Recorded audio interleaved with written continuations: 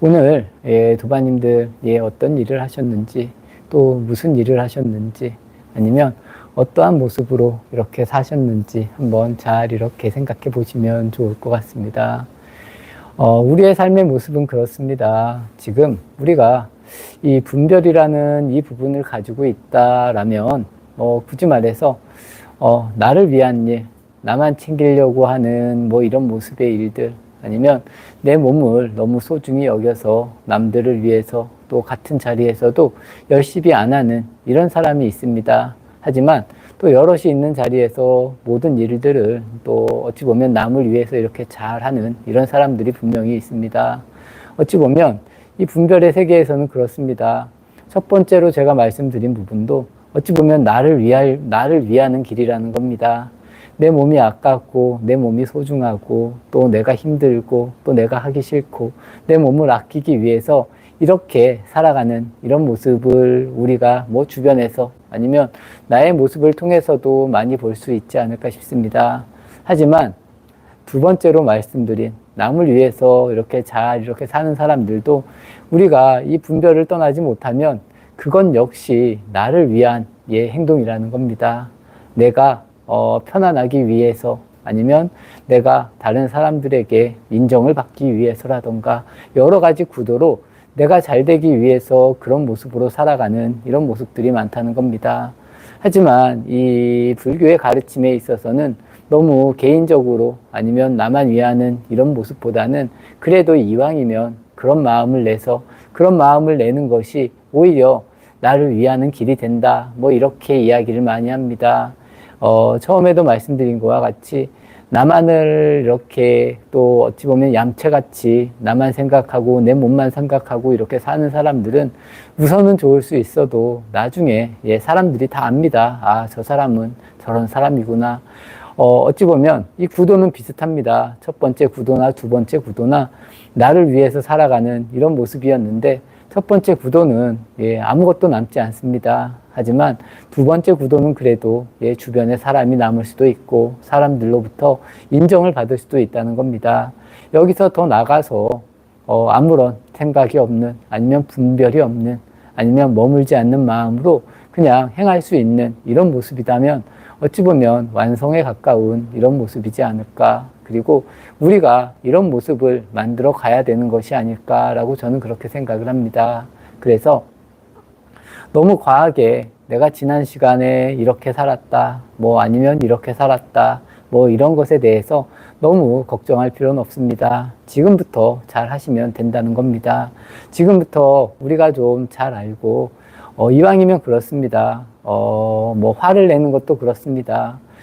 내가 화를 내면 가장 힘든 사람은 내가 화를 내므로 인해서 남이 힘든 게 아니라는 겁니다. 내가 힘들기 때문에 화를 안 내야 되고 내가 고통받기 때문에 좋은 마음을 이렇게 잡고 내려고 노력을 해야 된다는 겁니다. 또 이야기를 드리면 내가 분별을 많이 하면 많이 할수록 내가 곤란해진다라는 겁니다. 그렇기 때문에 우리가 이 분별에서 떠난 이런 모습을 만들라고 이렇게 부처님께서는 늘 이야기를 하십니다. 이런 부분에 대해서도 모든 도반님들께서도 깊이 진짜 한번 사유를 해보시면 좋을 것 같습니다. 왜 내가 이렇게 분별을 하고 있는지 아니면 이 분별을 하는 것이 나에게 이득인지 아니면 손해인지 우선은 우리가 삶을 살아갈 때 그렇습니다. 좋은 것을 잘 분별을 하면 나에게 이익이 된다라고 이렇게 생각을 하지만 절대로 그렇지 않다라는 겁니다. 제가 처음에 말씀드린 나에게 옳은 일, 좋은 일만 취하고 가면 사람들이 다 안다라는 겁니다. 저 사람은 자기밖에 모르는구나. 이런 식의 내 모습이 만들어질 수 있다라는 겁니다. 그래서 굳이 말하면 이 분별을 안 하면 안 할수록 훨씬 더 훌륭한 사람이 될 수도 있고 또 따뜻한 사람이 될 수도 있고 진정으로 사랑을 할 수 있는 이런 사람이 저는 된다라고 이렇게 믿습니다. 그렇기 때문에 모든 도반님들도 마찬가지입니다. 가장 중요한 핵심은 우리가 이 분별하지 않는 마음 그리고 늘 걸리지 않는 이런 마음을 만들어가는 것이 가장 큰 핵심이다 라는 이런 이야기를 드리고 질문으로 넘어가도록 하겠습니다.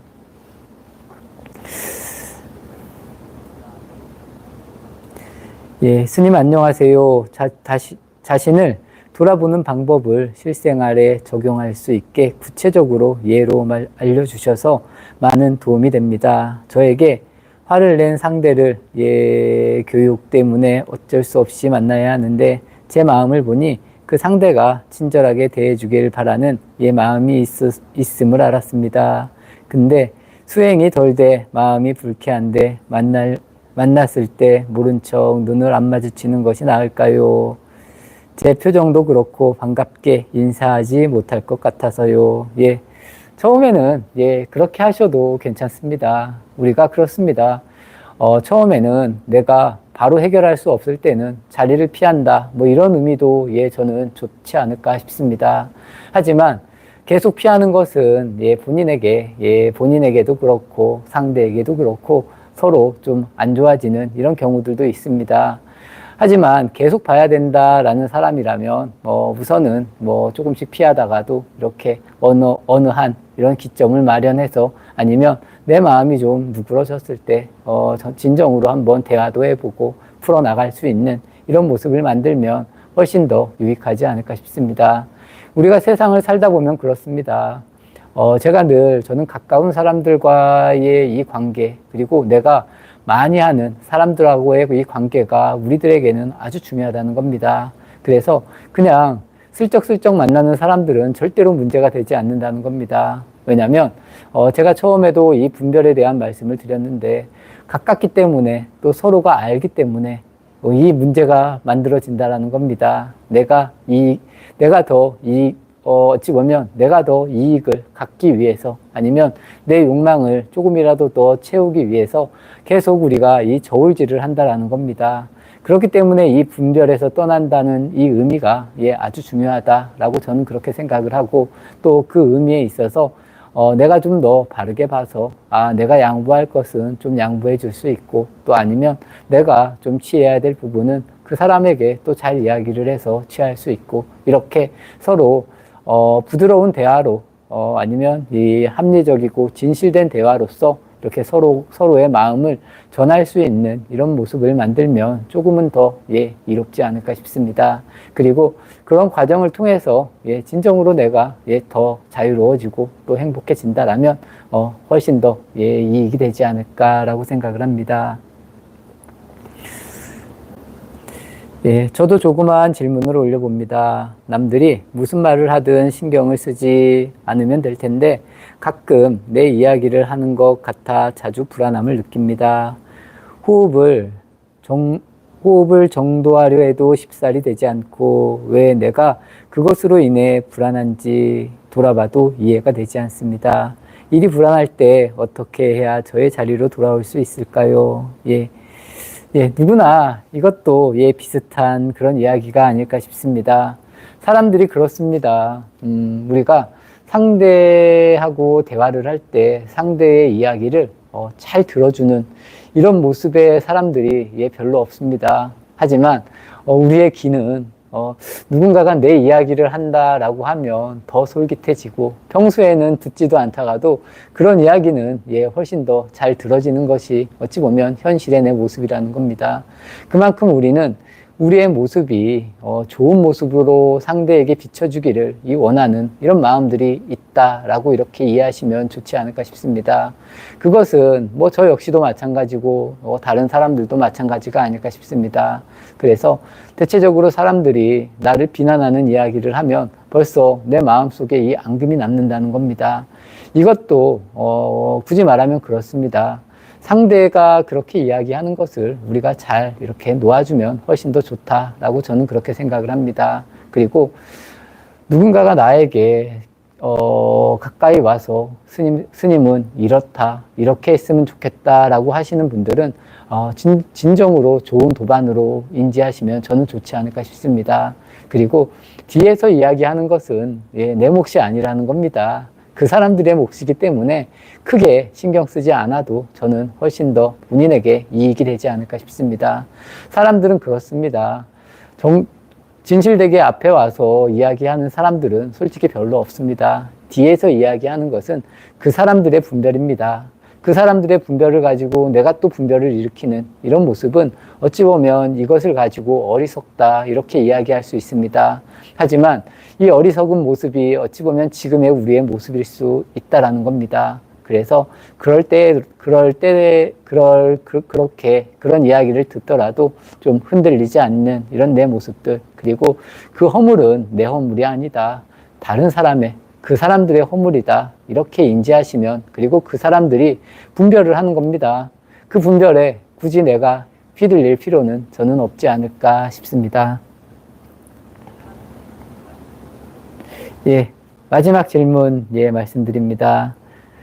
저만 아는 좋아하는 작품이 있었습니다. 저 혼자만 좋아하고 있었는데 다른 사람이 그 작품을 좋아한다는 것을 한 순간 질투도 나고 작품에 집착도 하게 되고 마음이 식어버리네요. 어떻게 해야 이 마음을 떨치고 다른 사람이 그 작품을 좋아하는 것을 받아들일 수 있을까요?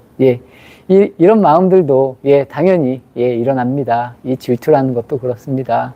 나만 좋아하는 이런 모습에서 누군가가 또 그것을 좋아했을 때 괜히 나도 모르게 질투가 나고 또 내 것을 빼앗긴 것 같고 뭐 이런 마음이 분명히 들 수 있습니다.